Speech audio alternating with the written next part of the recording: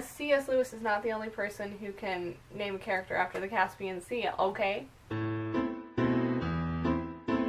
Hello everyone, and welcome to another video. So for today's video, I thought that I would share with you / react to what the names from my books mean. Because in a previous video, which I'll link to below, my sister and I tried to guess what names mean, and I kind of admitted that I'm not one of those authors that goes into great detail to pick a character's name. Usually I just go with whatever sounds good to me. I don't go into depth of what the name means. So I thought today I would look up what the names from my current my current 2 books that are out. I didn't really go into Toss Together's names. But anyway, so I'm going to read the meanings to you and where they came from and react to them. Okay. So my first one is Eden. She's my main character from Swept to Sea. And it is both a feminine and masculine name, comes from Hebrew. I knew that, obviously. Garden of Eden. And it means a place of pleasure in Hebrew. In the Old Testament, the Garden of Eden was the place where the first people, Adam and Eve, lived before they were expelled. So that one I pretty much knew. I chose that name because, well, her brother's name is Adam, so they both had kind of biblical names, but cooler than Adam and Eve. And sorry, my nose itches. I always say that, but it really does. I don't know, allergies. Anyway, so that's why I chose Eden. That one I knew. That's no shock to me. Alright, moving on. We have Caspian, who is the main character of Swept to Sea with Eden. I chose his name because I loved it. I did not name him after Prince Caspian from Narnia. I actually don't like Narnia, but that's a whole other story.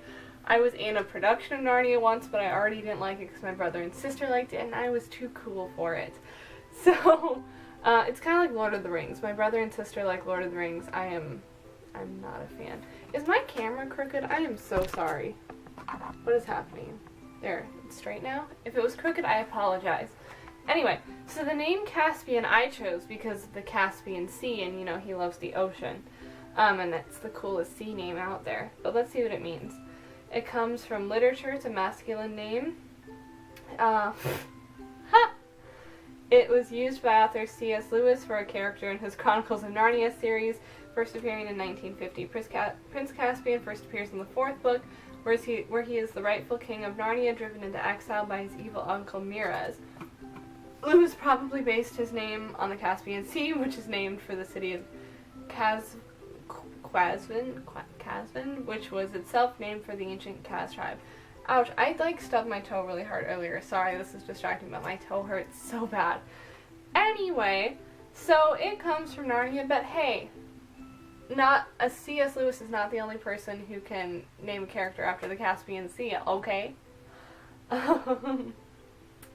Alright. And then we have Reed, who is Caspian's son. He's one of my favorite characters. He's so cute. Ouch, I cannot crack my toe. It hurts. I should put ice on it.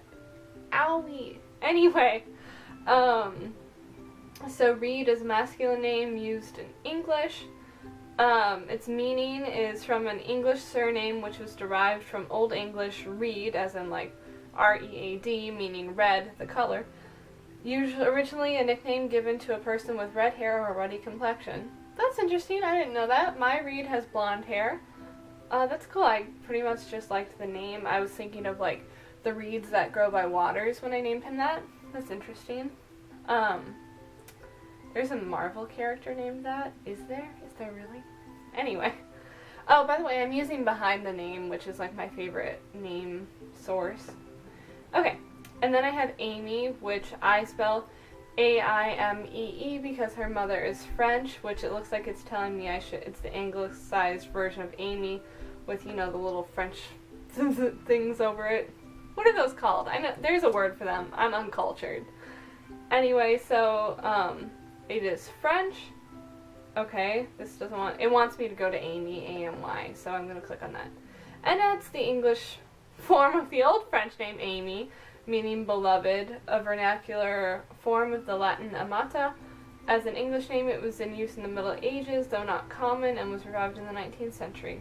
I chose that because it sounded French.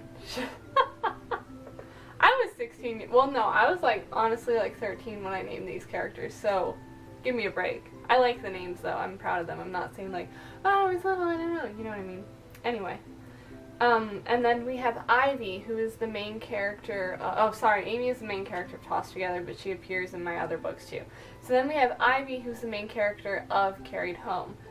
And her name is just like what you would think, an English word for the climbing plant that has small yellow flowers. I love word names so much. I think, I'm noticing that all my character names almost all of them are word names, so that's why. And she's kind of earthy, down to earth, you know. What's my hair doing? Okay. And then let's do Gage. He's the main character carried home with Ivy. It is English, modern, masculine, from an English surname of Old French origin, meaning either measure, originally denoting one who is an assayer, or pledge, referring to a moneylender. It was popularized as a given name by the character from the book Pet Sematary and the subsequent movie adaptation. I didn't know that. That's interesting. And then we've got Matthew, who's the main character of my third book, Tossed Together, which is not out yet, coming in late 2018. It is English biblical. I did that on purpose because he likes the Bible. It's from the Greek form of the Hebrew name Mateo, meaning gift of Yahweh, from the roots meaning gift. It basically means gift.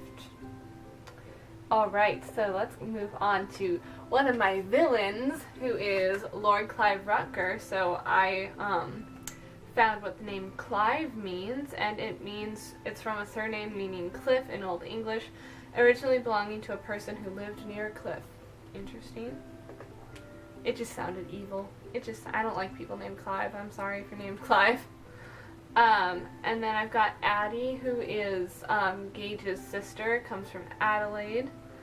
And so let's see what that means.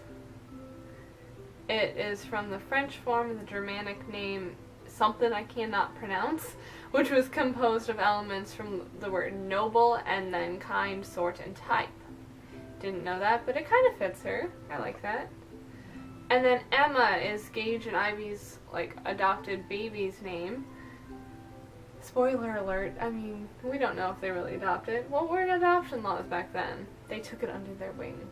Anyway, Emma is originally a short form of the Germanic names that began with the element ermin, meaning whole or universal.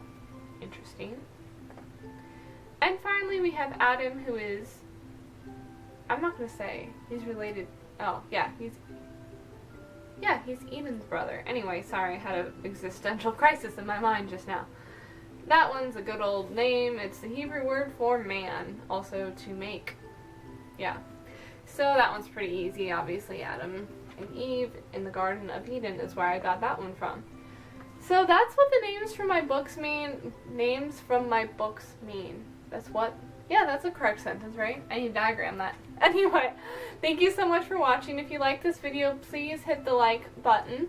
If you want to see more from me, please hit subscribe and hit the bell icon so you get a notification every time I post a new video.